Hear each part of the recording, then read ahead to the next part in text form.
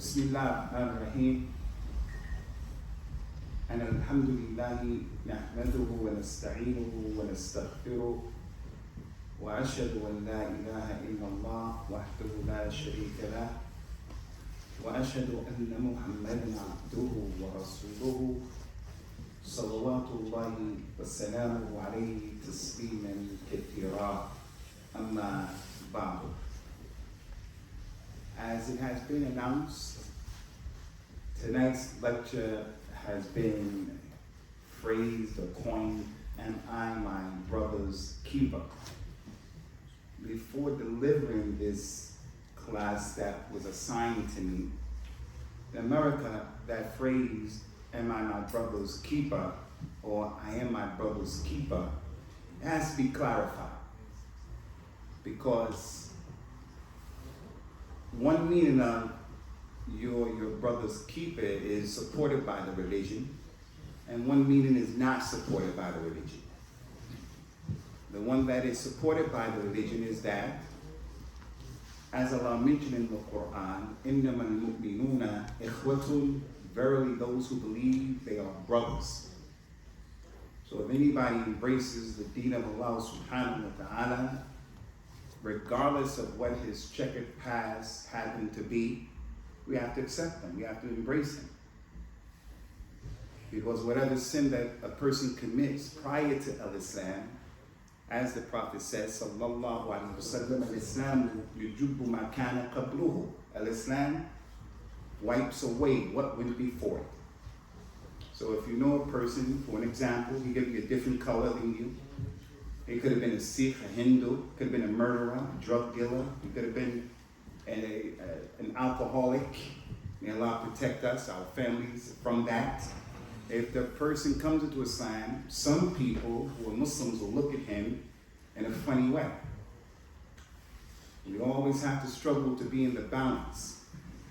A person becomes a Muslim after working for the MI5, for the FBI, or the CIA, or he's a white person. As a Muslim who grew up in a place where there's a lot of racism between black people and white people, once he becomes a Muslim, I can't look at him as if he's not a real Muslim. I was in Medina, studying in Medina in the blessed month of Ramadan, and anyone who went to Medina during Ramadan, you know that they put the sufra out and people are giving you dates and water and things like that as soon as the adhan goes off.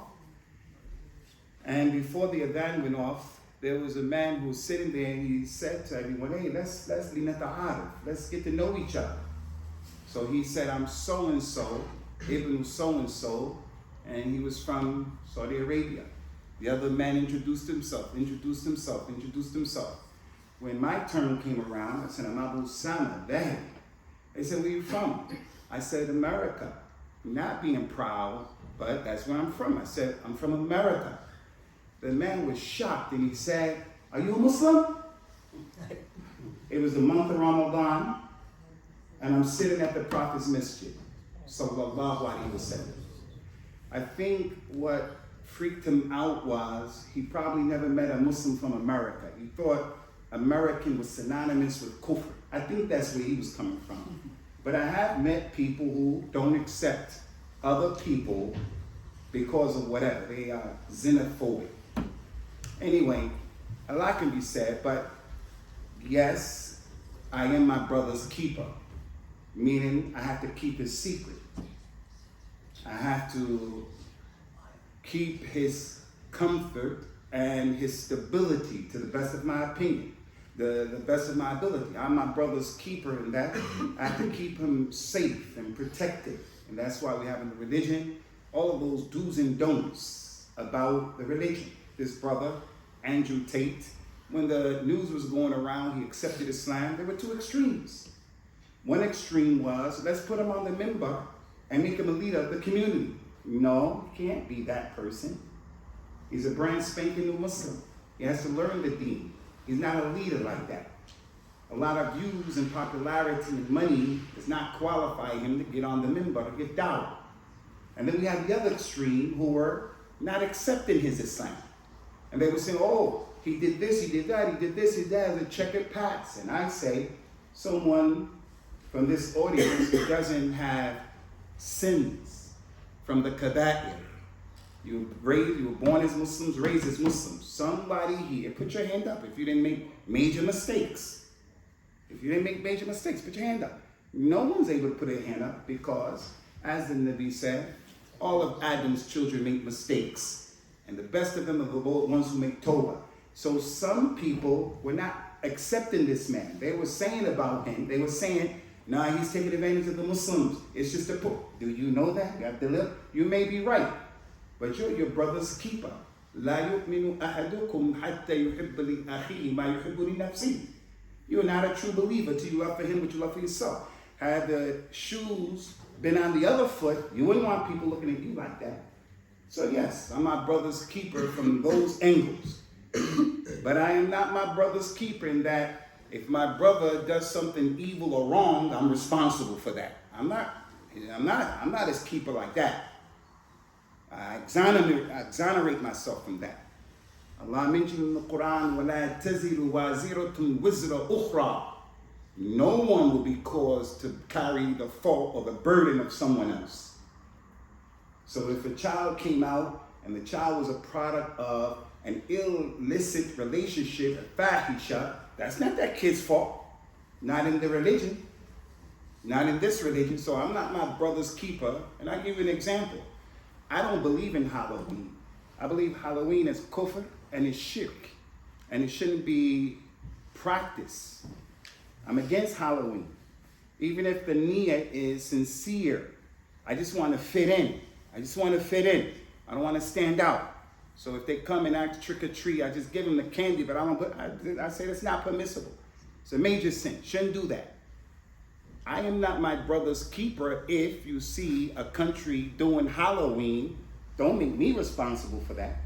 I don't have anything to do with that. I have nothing to do with that. Just as I'm not responsible for any Muslim who does Halloween, because that's what happens today.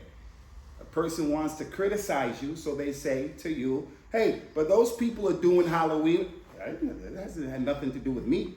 I'm not my brother's keeper in that regard. I'm my brother's keeper in terms of, in the deen of Islam, there is fiqh in the brotherhood. You know halal and haram, fiqh. Whether you're on the Hanafi madhab, Hanbali madhab, Shafi madhab, Maliki madhab, there's fiqh of salah. There's fiqh of umrah and hajj. There's fiqh of how to wear your clothes. Fiqh. There is fiqh in the brotherhood of al-Islam. Allah, His Messenger mentions, sallallahu alayhi wa sallam, man yuridillahu bihi khayra yufaqihu fi din. If Allah wants good for someone, He'll give him understanding and comprehension of the deen. He won't be one of those people who's like a piece of paper that just falls in the sky. Wherever the wind blows, that's where he goes. He doesn't know how to take positions. There's fiqh in the brotherhood of al-Islam. And I would go as far as to suggest and to encourage the admin here, the imam here, the responsible people here to do some classes on the fiqh of brotherhood. How to be a brother with something, with someone. In al-Islam, the brotherhood, it has arkan. It has pillars that is predicated upon. In al-Islam, the brotherhood has darajat. There's the highest level of a brotherhood, and then there's the basic simple level. You're not a real Muslim if you don't do that basic simple level. Like loving for your brother what you love for yourself. Like not harming the Muslim with your tongue or your hand, so forth and so on. Sure, Sheikh.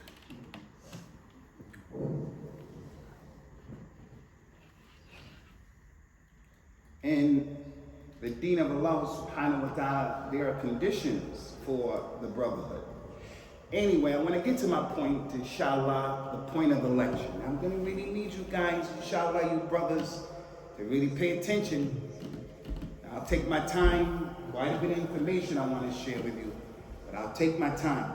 We're going to deal with, am I my brother's keeper? And I say, Allahumma na'am. I'm your keeper and you're supposed to be my keeper as well. But I'm not your keeper for things I don't know about. You're not my keeping things you don't know about or you're not responsible for. لا يكلف الله نفسا إلا وسعها. Allah doesn't hold people accountable for what they don't have the ability to do. So how are you going to make me responsible for someone in this masjid is drinking? I don't have anything to do with that. Someone robbed you who is a black person and you come and make me guilty of it? I'm not my brother's keeper like that. So we're going to deal with this issue. I'm going to deal with it, inshallah, from one perspective. I'll come back to that. Before I come back to that, inshallah, I want to say to you, it's really important, and that is, the prophets and the messengers, salawatullahi wa salamuhu alayhim, they came with legislation. Sometimes their legislation was different. Things were allowed for some prophets that not allowed for us. Allah mentioned in the Quran, لِكُلٍّ جَعَلْنَا مِنْكُمْ شِرْعَةً وَمِنْهَاجًا. Allah said, for every nation we made for you a sharia, legislation, halal and haram. And we also made for you a minhaj, the tariqah of how to be a Muslim. For an example, very quickly, Adam, his children were allowed to marry one another. Siblings were allowed to get married. And that's because they were the first human beings. But that's not permissible nowadays. حُرِّمَتْ عَلَيْكُمُ أُمَّهَاتُكُمْ وَبَنَاتُكُمْ وَأَخَوَاتُكُم. Haram for you to marry your mothers, your sisters, and your daughters. So siblings can't get married. In their legislation, it was permissible. And ours, you can't do that. There are many examples of that. But the point I want to get at is the prophets and the messengers brought a message that was parallel in many things. Many things. Many things. For an example, they all call to a tawheed. For an example, all of them call to the 5 pillars of al-Islam. Even Hajj. Hajj is not just for our ummah. They all call to Salat, to Tawheed, the Shahadatain, La ilaha illallah, and that Nabi, that respective Nabi is the Messenger of Allah. They call to praying, they call to Zakat, and they call to fasting. It may have been in Ramadan, may not have been in Ramadan, and they all call to Hajj. For those of us who have performed Hajj, there is a masjid there by Mina called Masjid al-Khif. Rasulullah said, pray in that masjid, because so many prophets and messengers pray there. If you make Umrah or Hajj from Medina, you go to the Miqat, which is Muzdalifah. You go to the Miqat, which is Dhul Hulayfa. Rasulullah said, pray in this blessed valley, because many prophets and messengers prayed here on their way to Hajj. And he described Musa and Isa and what happened at Hajj for them. Another thing is all of the prophets and messengers called to the 6 arkan of al-Islam, of al-Iman. All of them. All of the prophets and the messengers warned against the Dajjal. مَا مِن نَبِيٍّ إِلَّا حَذَّرَ قَوْمَهُ مِن فِتْنَةِ الْمَسِيحِ الدَّجَّالِ. There was never a Nabi except that he warned his people about the fitna of Dajjal. And I'm going to tell you something, and I have to mention this. The hadith said from the sign of the hour, and I mentioned it last night, is that the imams won't mention about the Dajjal. And he has to be mentioned. He has to be, people have to tell him about it. It's so serious that every prophet from Adam to Rasulullah sallallahu alaihi wasallam warned their people. That's how serious it is. That the people sitting here, someone is the most religious here. Someone has the most taqwa. That man or that woman, if the Dajjal came right now, that person can say a Dajjal is Allah. Can you imagine? And we're praying and we say, Iyaka na'bud wa iyaka nasta'een. But when he comes back, we've been so used to taking falsehood and lies from the media and from people. What is supposed to be up is really down. That's why you have to be very careful about who you listen to today and what you believe. Social media, everything, the problem. A lot of kadhib. Rasulullah called these years sanawat khadda'at, the years of deceit. The sunnah is innovation. Innovation is the sunnah. Tawheed is shirk. Shirk is tawheed. He said that people, as time goes on, they will listen to the liar and they won't listen to the truthful one. The one who's a thief, a kha'in. The people will entrust him. And the one who is ameen, the people won't trust him. The lady who wears jilbab, niqab, for an example, proper hijab, maybe jilbab, niqab, gloves, dressed properly. People will look at her and say, you're a problem. But then the one who changes their, cut their tongue and put all kind of stuff, they'll tolerate that. This is the time we're living in. So as Yawmul Qiyamah gets closer and closer and closer, people will be used to falsehood. So when a Dajjal comes out with his tricks and stuff like that, people don't believe him. So the point here is, all of the prophets warned against him because he's so dangerous.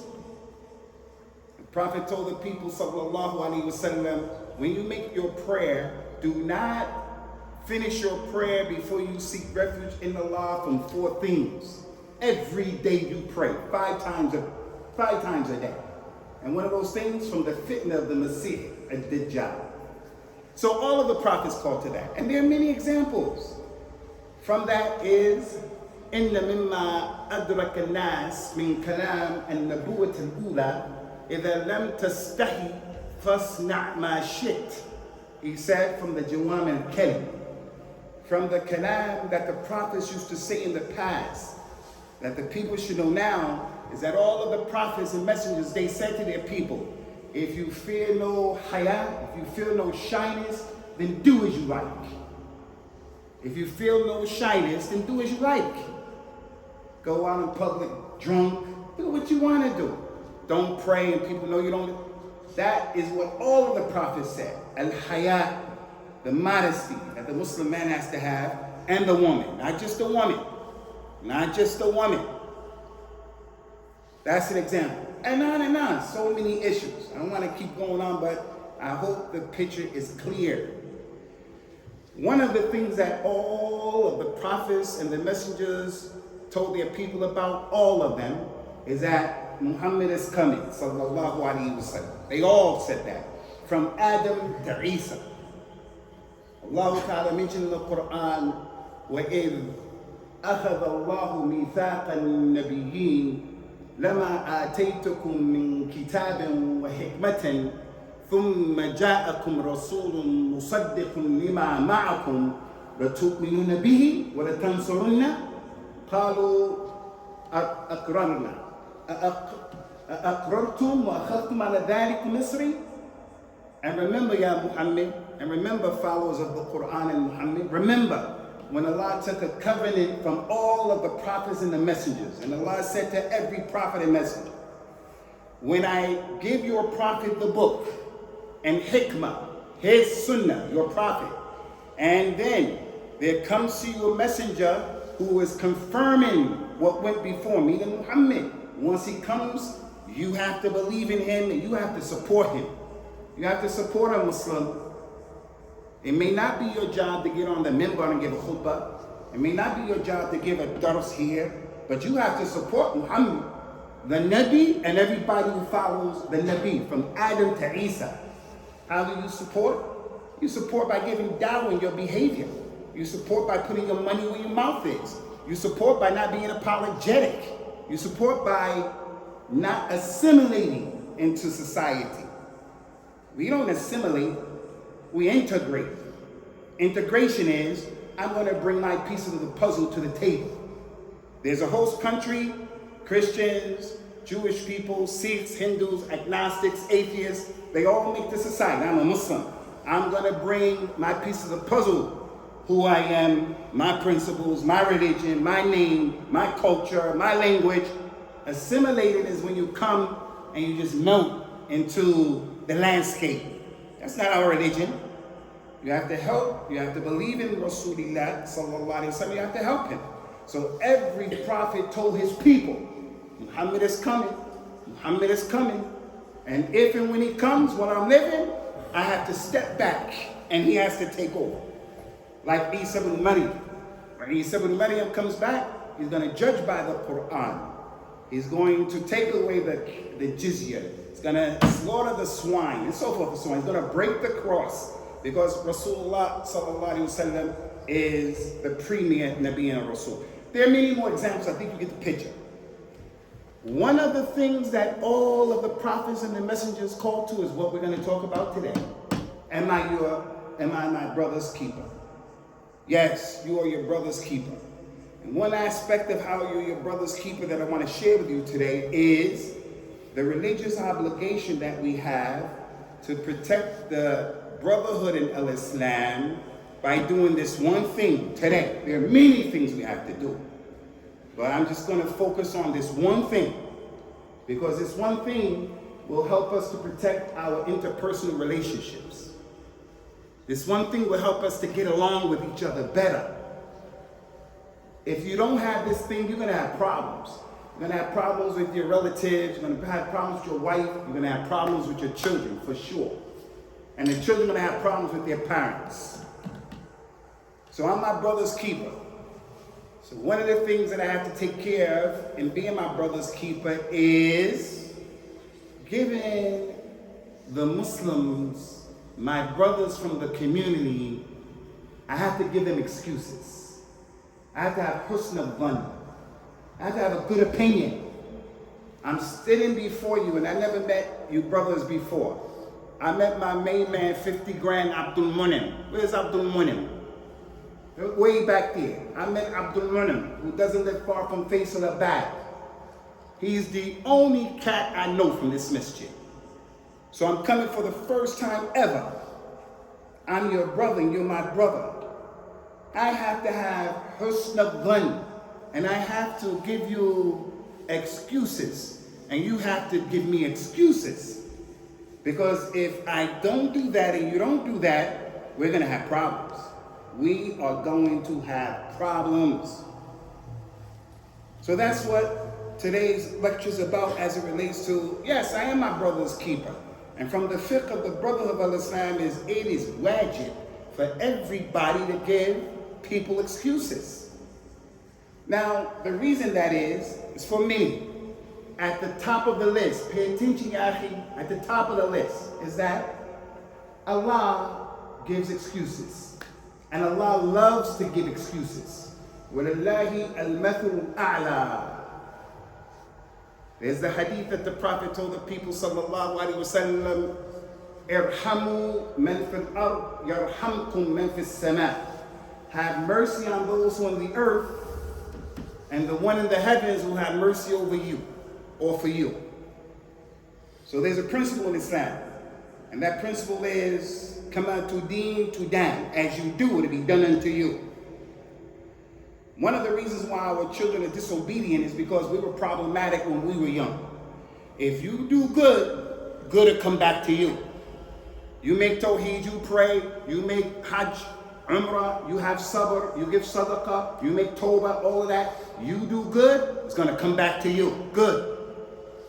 You do bad, it's going to come back to you. And Allah knows best. It's up to Allah. Al-jaza min jins al-amal. As you do, it'll be done unto you. In tansurullah yansurkum wa yuthabbit aqdamakum. If you people help Allah, Allah help you. And He'll establish your feet. That's a principle in this deen. So if you give people excuses, inshallah, Allah will give you excuses. Well, so first important issue, giving excuses. Why? Because Allah gives excuses. And He doesn't have to. He said in the Quran subhanahu wa ta'ala, وَلَوْ يُؤَاخِذُ اللَّهُ النَّاسَ بِظُلْمِهِمْ مَا تَرَكَ عَلَيْهَا مِنْ دَابَّةٍ وَلَكِنْ يُؤَخِّرُهُمْ إِلَىٰ أَجْلٍ مُسَمَّى. Listen to this ayah. Listen to this ayah. I have to warn you, young brothers, connect yourself to the principles of Islam and not the personalities. Principles. Because the personality, he can wake up as a Muslim and by Maghrib time, he's on kufr. Don't be one of those people, as the Sheikh goes, I go. The Sheikh said. We have respect for the Sheikh, but the haqq is not embodied in a human being. This ayah said, If Allah were to hold the people responsible, if He were to hold people to account for their dhulm, Allah will not leave a single person on the earth. Not one.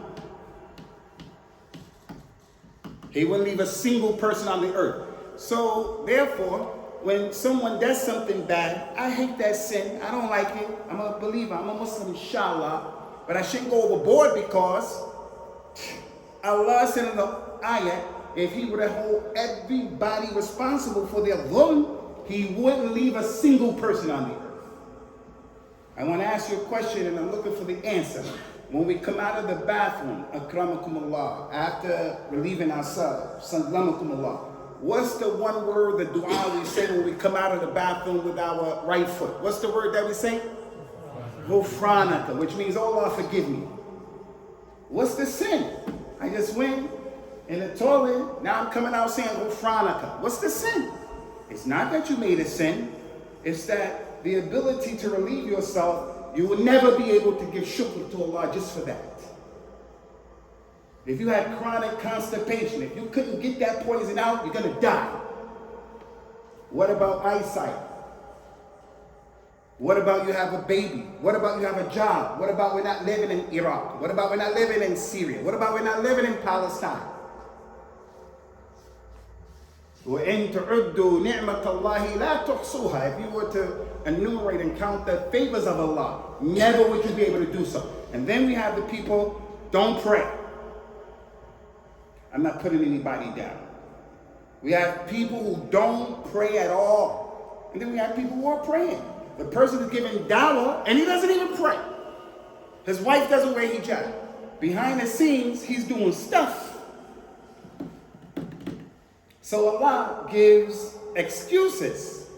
The hadith of the Prophet says, sallallahu alayhi wa sallam, لن يهلك الناس حتى يعذروا من أنفسهم. Remember this hadith. Allah will not destroy a people until they leave no more excuses for themselves.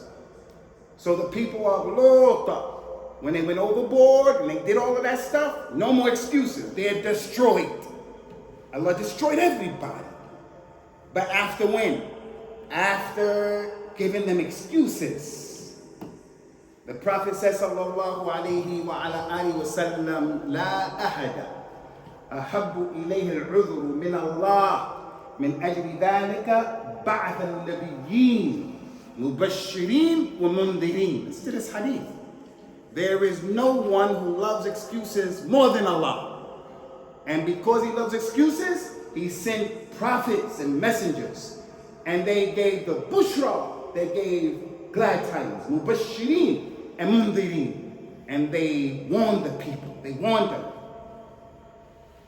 So Allah loves excuses. The ayah of the Quran describes it, and Allah Ta'ala mentioned in that ayah, رُسُلًا مُبَشِّرِينَ وَمُنذِرِينَ لِأَلَّا يَكُونَ لِلنَّاسِ عَلَى اللَّهِ حُجَّةٌ بَعْدَ الرُّسُلِ وَكَانَ اللَّهُ عَزِيزًا حَكِيمًا. They were messengers who were givers of glad tidings, and they were warners. If you say La ilaha illallah and you die on La ilaha illallah, you're going to go to Jannah.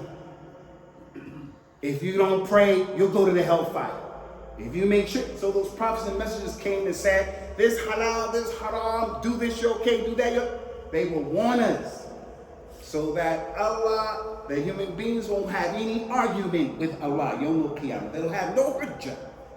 So when a person stands up before Allah and He takes into account the places where he prayed in the masjid will bear witness on him, the earth, wherever he was, whatever his legs, his arms, the people, the malaika, the jinn, birds, ants, animals, trees are going to come and bear witness. Yeah, he used to go this way to the masjid. Yeah, he went that way. Yeah, he sold khamr.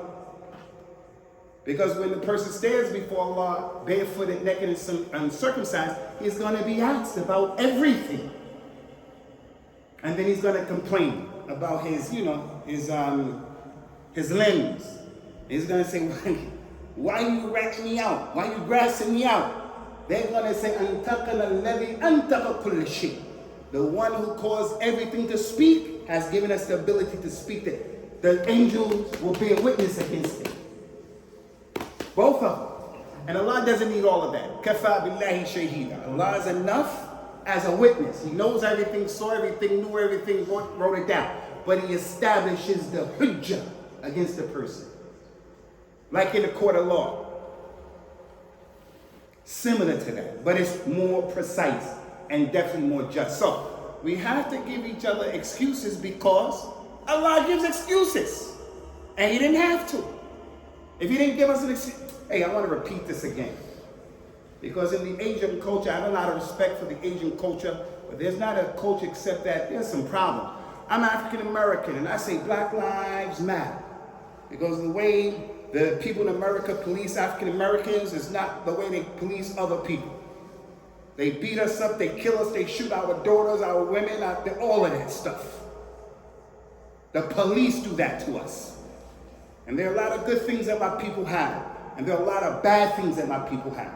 We have to do away with the bad things and, embellish our good things with the deen.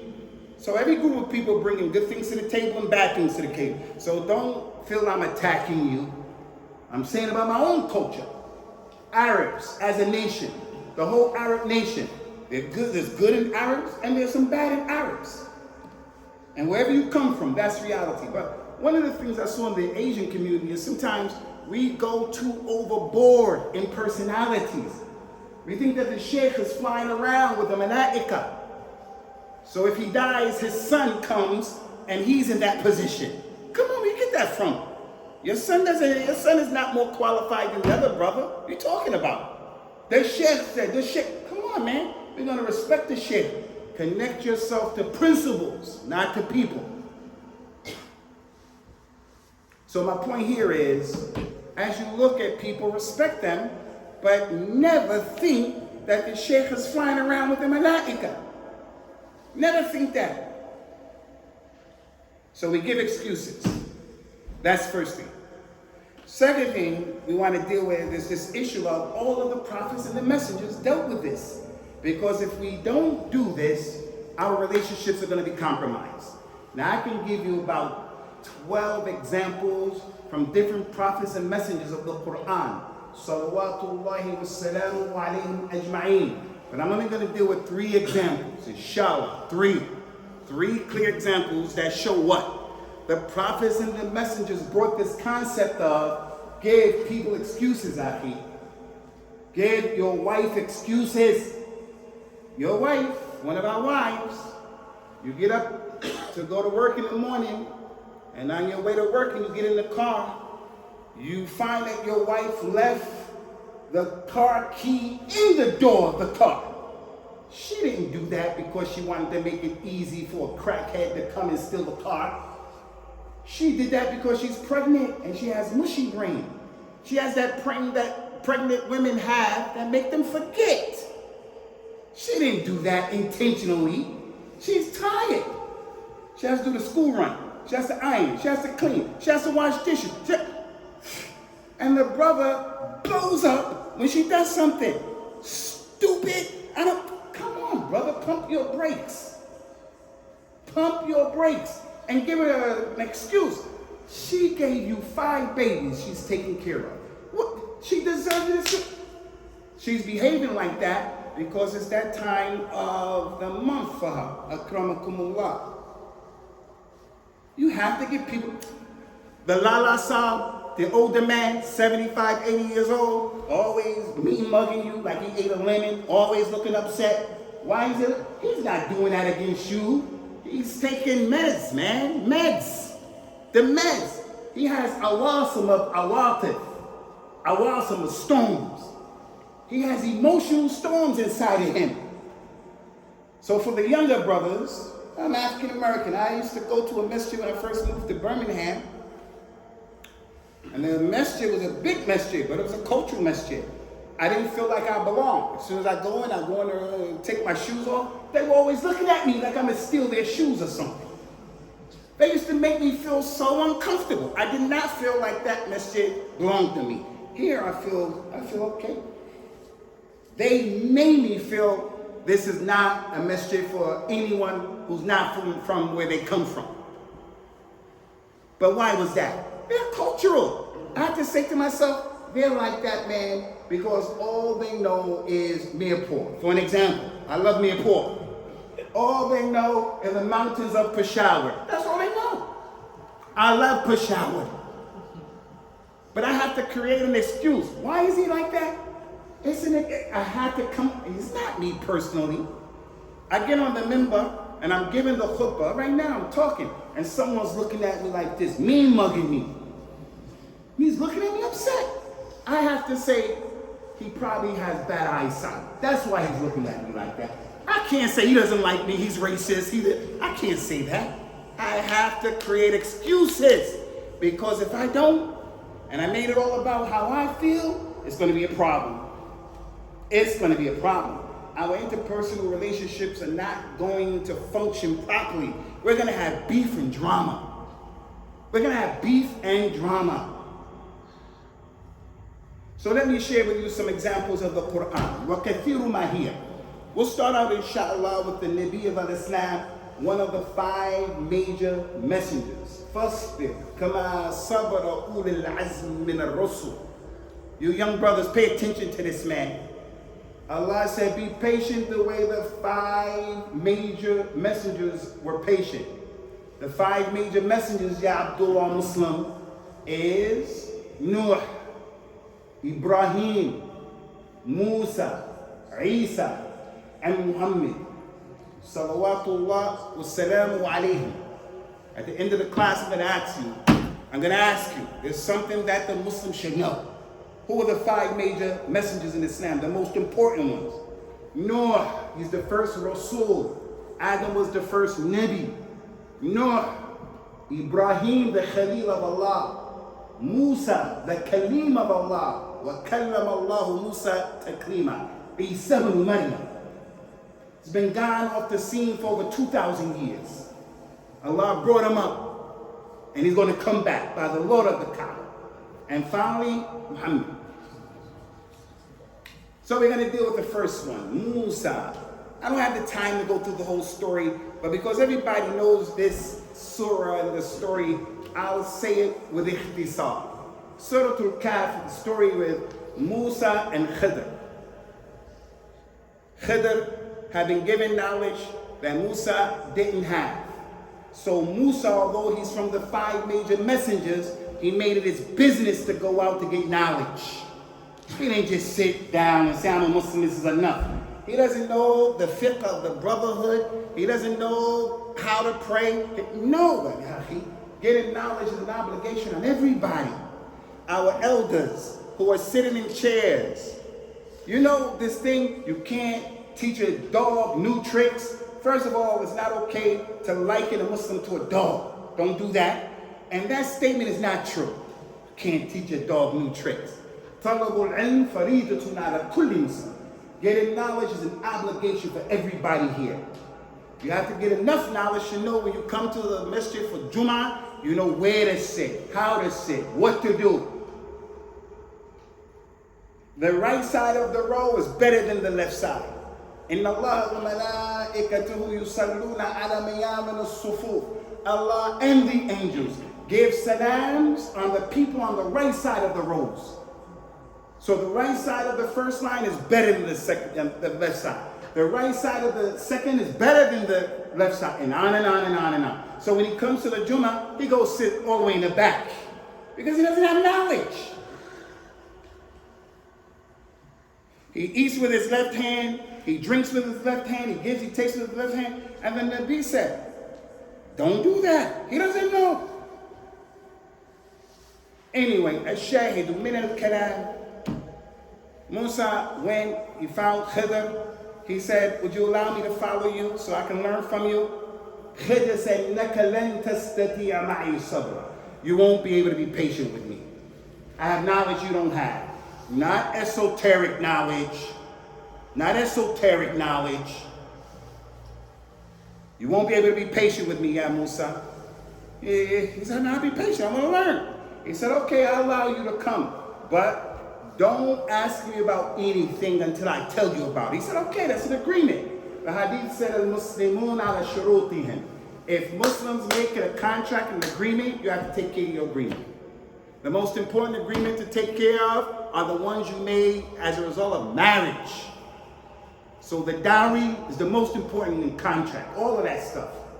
Muslims take care of their contracts. Ya ayyuhalladhina amanu, awfu bil-uqud. Oh, you believe, take care of your contracts. We come to this country right here, we shouldn't break the law. We shouldn't break the law. Not terrorism or other than that. We shouldn't lie, we shouldn't cheat, we shouldn't steal, we shouldn't be heavy on the system. The people who are working for this masjid, we believe when we give you the money, you're going to take care of the bills. Don't anybody embezzle anything. We have to take care of our agreements. Musa agreed. Don't ask me about it until I tell you. He said, okay, I agree. That's a universal message in Islam. So they went. Story, the Masakin, they were working in the earth. Masakin. The Miskin is a higher level than the Faqir in al-Islam, for those who don't know. In Surat al-Tawbah is the ayat about zakat. Who can get the zakat? إِنَّمَا الصَّدَقَاتُ لِلْفُقَرَاءِ وَالْمَسَاكِينِ وَالْمُؤَلَّفَةِ قُلُوبُهُمْ وَفِي الرِّقَابِ إِلَى آخِرِهَا. Zakat is for the Faqir, the Miskin and the Faqir. Aren't they the same? No. The Miskin is Abu Usamah. I'm poor, but I have a thobe I can wear. I'm poor, but inshallah I'll be able to pay my rent at the end of this month. I'm poor, but I have a car. I'm miskin. The Faqir is the guy in the dirt. He doesn't have anything. A proof of that is this ayah.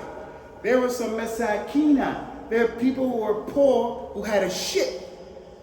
And Khidr came and broke up the ship, thus making it difficult for them to make money. But they had a ship. They had some property. Musa said, hey, how are you going to do that? You broke up the people's ship. What kind of stuff is that? What kind of... Because Musa's legislation is, he makes an amr ma'ruf and nahy anil munkar. He forgot. How is he going to allow that to happen? Hey, what are you doing? That's bad. He said to him, Alam aqul innaka lan tastati'a ma'i sabra. Didn't I tell you you won't be able to be patient? He said, oh, I forgot. Forgetfulness is an excuse. Rasulullah said, anyone who misses the salah due to forgetfulness, pray when you remember. The hadith said, إن الله تجاوز عن أمتي الخطأ والنسيان وما استكرهوا عليه. Allah will pardon my community for what they do as a mistake. He thought he was traveling, he's in a hotel, he thought the qibla was that way, then it turned out it's that way, and he prayed 10 prayers that way. You don't have to make those prayers up, it's a mistake. We thought it was Ramadan, but it's a mistake. Allah will forgive you. We were supposed to fast, but it was a mistake. He also forgives you if you forget. I forgot, I didn't pray. So Musa forget. He said, okay, I'm sorry, I won't ask you again. The next situation was what? Anybody wanna help me? What was the next situation that came? He killed the boy. Sahih al-Bukhari. One of the longest hadith in Sahih al-Bukhari. The hadith said he just did his hand like this and the boy's head came off. It wasn't even a nice thing. He went like this and the boy's head came off.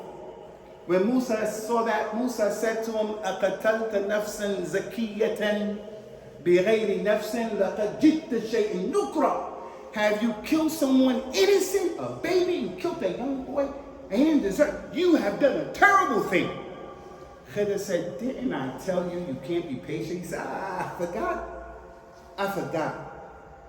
And then Musa said to him, قَالَ إِن سَأَلْتُكَ عَنْ شَيْءٍ بَعْدَهَا فَلَا تُصَاحِبْنِي قَدْ بَلَغْتَ مِن لَدُنِّي عُذْرًا. If I ask you again, you can leave me. Leave me. 3 strikes, you're out. 3 strikes, you're out. He divorced his wife 3 times. It could have just been 1. But Allah allowed 3. الطلاق مرتان.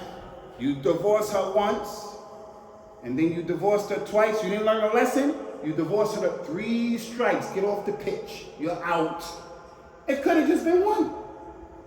If you divorce her, you shouldn't divorce her at that time of the month. Akramakumullah.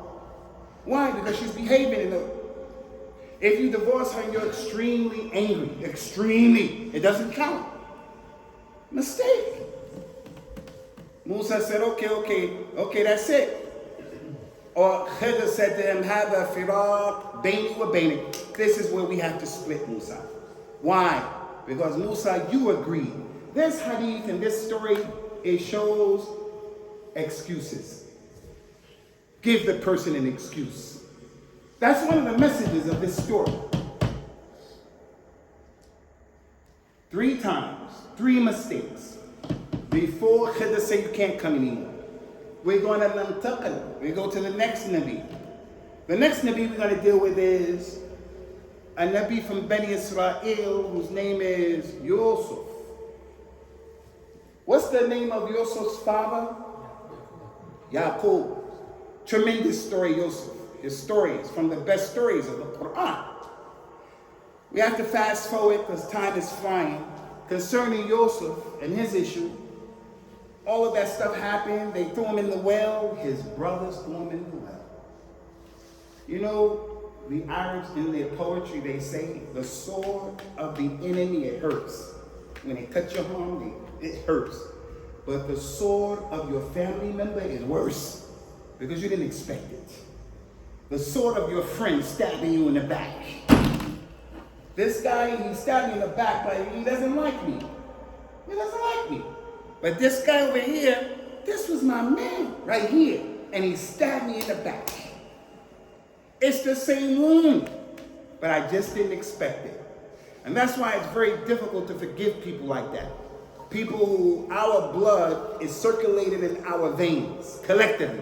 My cousin, my uncle, my auntie, my child, my ex-wife. Allah said, وَلَا تَنْسَوْا الْفَضْلَ بَيْنَكُمْ.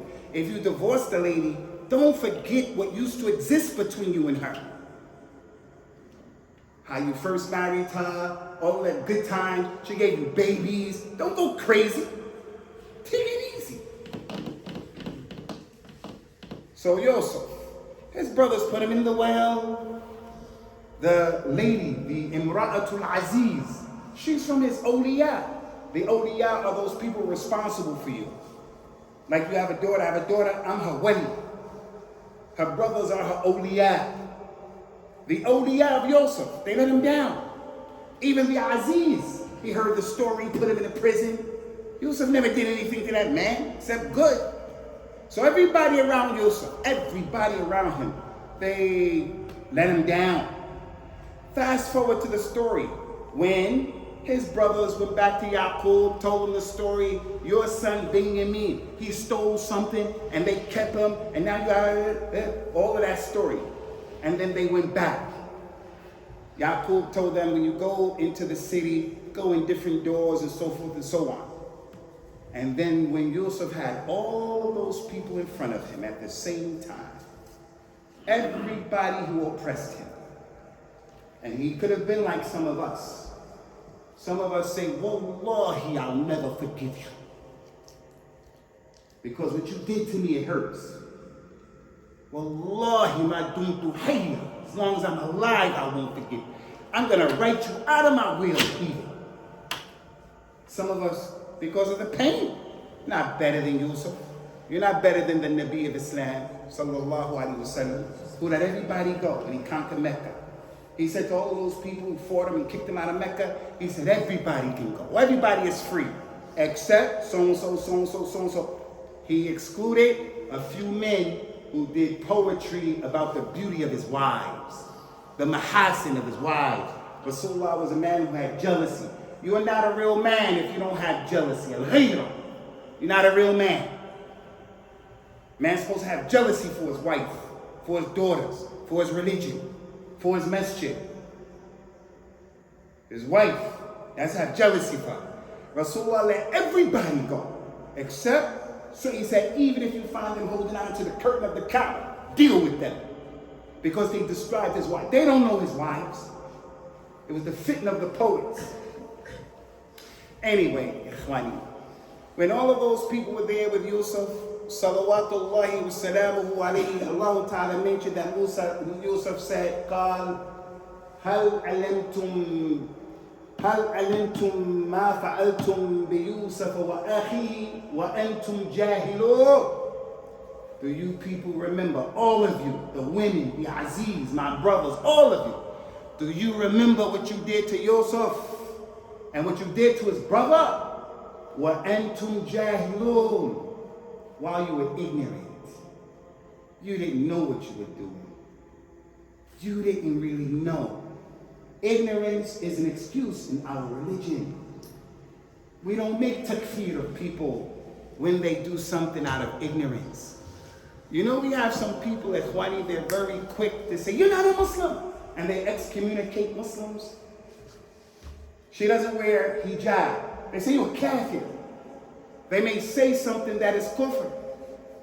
I performed Umrah for the first time. When I was studying in Medina, we were about 25 African American, we're all from America. The university took us, we made Umrah as we were getting close to the Kaaba for the first time. We're getting close, my heart was pumping more and more. I'm getting excited. My hands were sweating. You know how it is.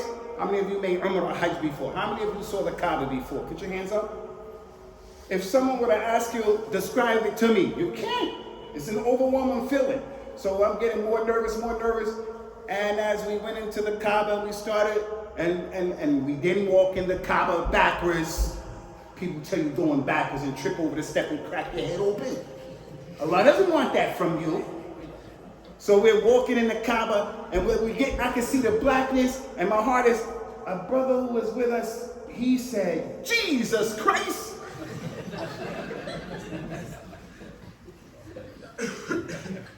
That's kufr. He meant to say, Subhanallah, Allahu Akbar. He said, Jesus Christ, and all of us just looked at him. What's up with this guy? I will never forget that. But you know what happened? He was similar to that man who was in the middle of the desert, as the Prophet said, sallallahu alaihi wasallam. And his animal ran off with his provisions. And he went under the tree to die, because in the middle of the desert. He went to sleep. When he woke up, his horse, his camel was off. He grabbed it very quickly. And then he said, Allahumma anta abdi wa ana rabbuka. Oh Allah, you're my slave, and I'm your Lord. Because he was so happy. So a person can be so happy that he says the wrong thing, and a person can be so angry that he says the wrong thing. So the Prophet said, don't speak when you're angry. Don't speak. Be quiet. Don't speak. He's upset. You start telling him, hey, Akhi, stop that. Rasulullah said, he said, I don't want to hear that. Shh. That's kufr to describe Rasulullah. Allah saying, he said, I don't want to hear that. Shh. That's kufr. He didn't mean that. He's angry. So there are those Muslims, they see people doing things. Man, he did that because he's extremely angry. He did that because he's young. He did that because he's dealing with his desires. He can't help. You caught him doing something on the internet that's not cool. But he's being bombarded with something. Man, understand his situation. The Bedouin, urinated in the masjid. Urinated in the masjid. Why? That's his condition. Rasul understands that about people. Well, I didn't do that we don't have to go through what they're going through. Does that excuse them and exonerate them? No. Well, he's acting like that because you divorced his mother. You divorced his mother. So he hasn't had anyone to be there to be a muwajjih for him, to be a murshid for him. He doesn't know you. But it's all about me, myself, and I. Me, myself, and I. But you remember, kama tudin tudan. As you do, it'll be done unto you. You don't give people excuses, excuses won't be coming your way. That's Yusuf. You remember what you did? You remember what you people did to Yusuf and his brother? When you were ignorant? Oh, are you Yusuf? Yes, I'm Yusuf, and that's my brother. And he forgave all those people. He forgave all of them. He forgave his brothers. Excuse. Last example I want to give Ikhwani, inshallah, last example is the example of Sulaiman. Who was Sulaiman's father? Dawood, Sulaiman's father. And Sulaiman's story with his father is always about judging, al-Hukm fil Islam, judging. Sulaiman was in a place called Saba. It's down by Yemen over there. And he had power of the jinn, not just the jinn, the regular jinn, the Ifrit jinn, the big massive jinn, the powerful jinn. He had power over the angels who were helping him. He had power over the wind. He knew the language of insects, animals. Sulaiman was a superpower to the 10th power. So the Muslim should never look and say, oh, look at America. Oh, look at, ya akhi, Allah's al-Qawi, Allah's al-Azim. Sulaiman could defeat whoever's on the face of the earth right now. Allah wanted that.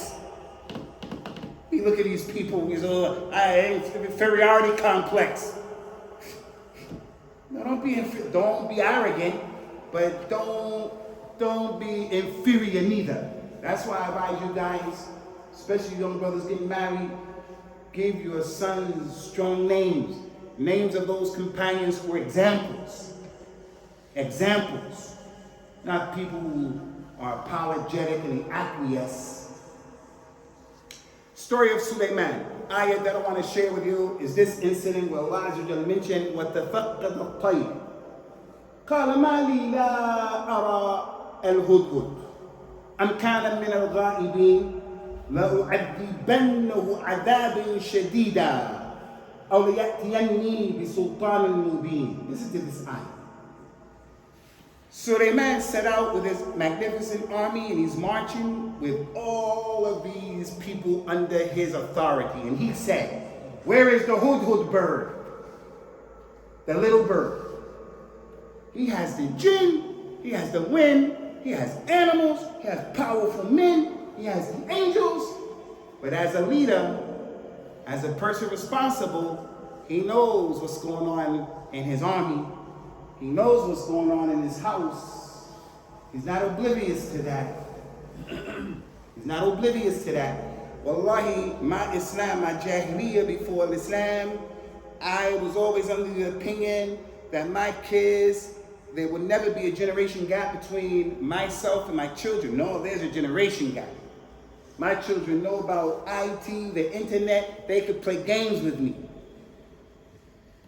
But because I had Jahiliyyah, I know what to watch for. But we can't be parents who, your child is in your house smoking weed.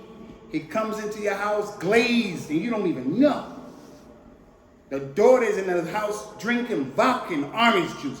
Parents don't even know. They have no idea. Sulaiman, where is that hudhud bird? Why is he not here? Why? The little bird, you would think he's insignificant. No. كلكم مسؤول وكلكم راع وكلكم مسؤول عن رعيته. All of you will be held accountable for those people under your authority. Does that mean that you have to sneak behind them and have su'ah? No. But you have to be on communication with your kids, man. Your son, come sit down, boy. What's been going on? What's been happening? Hey, girl, come here. Wait, what the deal is? You have to be like that. You got a business, you better know who you dealing with. You have to go to court, you better know what you're dealing with. It's not okay for the Muslim to be oblivious. Rasulullah wasn't like that. Sallallahu alaihi wasallam. Prophet's message was not like that. Sulaiman said, where is that hudhud bird? Why is it that I don't see him present? If he doesn't come, I'm going to punish him with a serious punishment, or I'm going to slaughter him unless he brings a clear, good excuse. You know the hudhud bird? He's like the private in the army. You know the private, right? He's not the captain. He's not the general. The private. He's the little guy. The little guy. This is what the story is saying. Hud. He's not somebody who has power. He's the little guy. And yet, Sulaiman is going to make an example out of him for everybody. You get out of line with me, I'm going to deal with you. I don't care who you are. And I'll give you this example. The army, they've been marching for 4 days, 5 days. And you know, you're tired, man. You're tired. And one of the soldiers, he's been marching, and he forgets his machine gun, for an example. He forgets it in the jungle. He forgot it. When they get out with it, the general say, hey, soldier, where's your machine gun? They say, oh, I forgot it, man. I'm tired. I left it in the jungle. The general's going to say, when we get back, you're going to the glass house. You know what the glass house is? That's the prison for the military. You're going to jail. Because by you forgetting that thing, you can cause hazima. You can cause us. No room for mistakes in the army. There's no room for mistakes in the army. You can't wake up late. You'll cause all of us to be destroyed. When the Hud bird came, where you been, Hud bird? He said, I flew over a land that I saw that you didn't see. And in that land, there was a woman who was controlling the people. Her kingdom was powerful. And they were making sajda to the Shams. When Sulaiman heard his excuse, Sulaiman said, okay, no problem. He heard his excuse. He let him know. There are some people making shirk with Allah. And they've been created for the Tawheed of Allah. And you are Nabi Sulaiman. It's your responsibility to make sure the message gets to them. Sulaiman, let him go. And he said that. If he doesn't bring me a good excuse, I'm going to punish you. Or I'm going to slaughter him. It's an ayat about excuses. We're done. Last thing I want to mention now is the Rasul of Islam, Muhammad sallallahu alaihi wasallam. Last example, their meaning. This is the last one. The Quran came down to him. All of these stories, all of these hadith are showing us he was a person who taught people, gave excuses, guys. Are you your brother's keeper? Yes. You have to give him excuses, man. Because if you don't, we're going to have problems. The last hadith that I want to share with you, and there are many. I already talked about the Bedouin, Jahil. He doesn't know. But this is the one I want to share with you. And even in giving this example, some of the elders who are sitting here could say, why does he give those examples about drinking vodka? Why does he say example of smoking weed? Why does he say crackhead? Because that's what we're dealing with. What, we're going to be like the ostrich with his head in the sand? Are you serious? Our kids know every curse word in the book. Are you kidding me? I'm a father, I'm a Muslim, I have a baqala. I have a shop where I'm selling bad magazines. But if the imam talks about something that's a bit sensitive, we criticize him. And then you want to, come on, man, give me an excuse. I come from that stuff. And I'm trying to tell you about the reality of what your children are dealing with. Are you serious? Miss me with that social hypocrisy that we have. Now, there is a level of decorum and respect that we have to have, yes. But the Rasul of Islam, he dealt with these issues. He dealt with these issues. And we act like we're more pure in our existence. It's social hypocrisy. I have a responsibility. I just can't open up and say anything. But the message is so that you understand this is not a joke. And this last example is from that. There was a man from the companions. His name was Ma'iz ibn Malik. Ma'iz. I'll say it and you say it. Ma'iz. We got to be together, like a dhikr. Ma'iz. Got to say ayn. Ma'iz. Ibn Malik. Ma'iz ibn Malik. Tremendous companion. Listen to what happened. Ma'iz went and he said, Ya Rasulullah, in front of all of the people. Ya Rasulullah, inni zanait. Ya Rasulullah, committed adultery. I'm married, got a wife. I committed adultery in front of everybody. He exposed himself. But the reason why he exposed himself is because he was sincere. He didn't want to carry that guilt around for doing that major sin. One of the names of Allah Ta'ala is He is a satir. وَيُحِبُّ السَّتْرَ. Allah is the one who covers. And He loves that you cover. Don't expose people. Don't expose yourself. كُلُّ أُمَّتِي مَعَافَى إِلَّا الْمُجَاهِرِينَ. All of my ummah will be forgiven except those who broadcast. Who are those who broadcast? The ones who do sins and then they come out after Allah covered them up. Hey, I did this, I did that. So you have to cover people up. But this man, like the companions, and that's why the companions are the example in our religion. Those people on another level. In terms of al-Iman and taqwa and tawakkul and yaqeen and loving the Quran and the Sunnah and Islam and sacrifice. So if anybody comes and curses Abu Bakr and Umar and Uthman and Aisha, anybody who does that, anybody, it's going to be hard to be your friend. It's going to be hard to be your friend. I'm going to give you excuses to say you're ignorant. Let me doubt. Those people are the religion. We take the Quran and the Sunnah the way those companions understood. Not just the Quran and Sunnah. The Quran and the Sunnah the way those companions understood. We are sitting here in this masjid right now because of Allah, first and foremost, and also the efforts of those companions. This man came and exposed, zina. Rasulullah sallallahu alayhi wa sallam saw what he did and he said, لَعَلَّكَ قَبَّلْتَ. Maybe you just kissed. You didn't really do that. Maybe you just kissed. Because maybe his understanding was, everybody's making zina. The hadith of the Nabi says, sallallahu alayhi wa sallam, kutiba ala ibn Adam nasibuhu min az-zina mudrikun dhalika la mahala.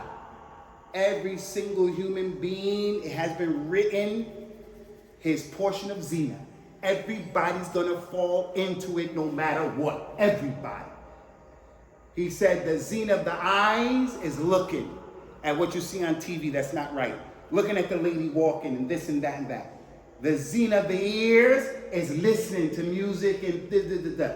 The zina of the hands, the zina of the feet, walking towards it. وَالْفَرْجُ يُصَدِّقُ ذَلِكَ أَوْ يُكَذِّبُ. And the private parts either make it real or not.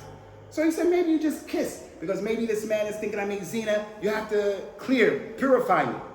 He said, maybe you just kissed. He said, no, Ya Rasulullah. No. He said, maybe you just winked. He said, no, Ya Rasulullah. No. He said, sallallahu alayhi wa ala alihi wa sallam, maybe you just looked. He said, no. Rasulullah said, Anikta. Did you really do it? Anikta. He said, Aniktuha. I did it.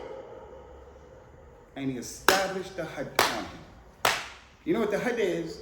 They put you in the ground, your head is showing, or they tie you up, and people start throwing rocks at you, man. And those rocks hit you in your face and in your mouth, and just keep hitting you until you die. That's how they did it back then. Corporal punishment.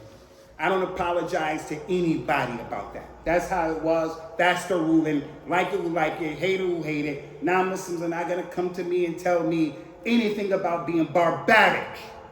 You people are barbaric, the way you beating my people up. You people are barbaric, the way you killing people in Iraq. Over 1 million people being killed. Why do we always have to be on the defensive and on the back foot? Inferiority complexes, lack of knowledge, lack of courage. All we have to do is know the reality. Ramatni bida'iha thumma sallat. You're going to accuse me of something that you were doing? Anyway, they did the hajj and he died.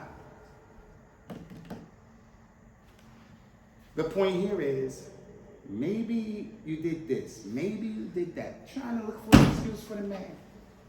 That man knew what he did, but the Nabi said, maybe, better reconsider. Is there an example bigger than this? There are many examples. And I'm done here. And that's what the companions took away. There's a man I want you guys to remember. His name is Ibn Abi Mulaika. I say it, you say it. Ibn Abi Mulaika. Ibn Abi Mulaika. Yeah, I mean, we gotta be together like dhikr, man. Come on. Ibn Abi Mulaika. He's from the Tabi'een. He said, أدركت 30 من أصحاب النبي صلى الله عليه وسلم. I met 30 of the companions of the Nabi, 30. All of them used to consider the one who didn't pray as a kafir. But any other deed that the person abandoned, they wouldn't say you were kafir. Those companions, if they saw a man eating in the month of Ramadan, during the sunlight, the companion said, La'alla, rubbama, asa, maybe he's sick, maybe he's a traveler, maybe he doesn't know. If they saw a lady without hijab, they said, La'alla, rubbama, asa, maybe she's an amma, maybe she doesn't know, If they saw a person didn't go for jihad, they went to jihad and they came back, and they saw this person and they said, maybe his wife was sick, maybe his mother and his father, maybe he didn't have a camel. But if the companions knew that a person wasn't praying, the companions say he's a kafir. Al-ahdu alladhi baynana wa baynahum as-salah. Man tarakaha faqad kafar. The difference between us and them, Sikhs, Hindus, agnostics, all of them, Christians, Jew, is the prayer. Anyone who doesn't pray is a kafir. There's not a single person here except that we know people who don't pray.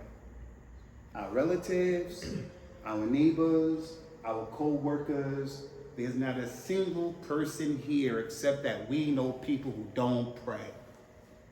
If the companions knew that person, they say kafir. But it is an issue of ikhtilaf. It is. I don't want to get all into that. But the point is, the companions said about the other sins, la'alla, rubbama, asa, mumkin. They gave excuses. Maybe this, maybe that. You gotta look for excuses for people. Umar said, if any of you see a word come out of your brother's mouth and he's your Muslim brother, if you can find some good interpretation for it, then do so. Great scholar Ibn Sirin, Muhammad ibn Sirin, he said, if your brother does something, give him an excuse. If you can't find the excuse, then you should say, maybe my brother has an excuse that I don't know about. This is what I wanted to present, Ikhwani. I think I went over the limit, an hour or something like that. Afwan, I just want to apologize. I want to thank the administration for giving me this opportunity to come give da'wah Allah, and keeping with that hadith of the Prophet sallallahu alaihi wasallam, the one who hasn't thanked the people hasn't thanked Allah. You guys, you have to thank your parents. You're practicing, your mother and father are not really practicing, give you a hard time, don't be disrespectful. If it wasn't for Allah, and then those companions, the Nabi, those companions, and then your mother and your father, there would be no you. But anyway, in keeping with that hadith, I want to thank my brother over there, Shizad. Shizad is the real last king of Scotland.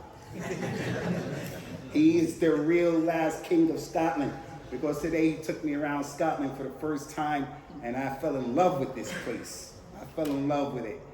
So we ask Allah Azza wa Jalla to accept it from us and from you. And Subhanaka Allahumma wa bihamdika ashhadu an la ilaha illa ant astaghfiruka wa atubu ilayk. Wassalamu alaikum wa rahmatullahi wa barakatuh. Wa ma'dharatan ala al-itala. I'm sorry that we went more than an hour. Afwan. I'm sorry about that.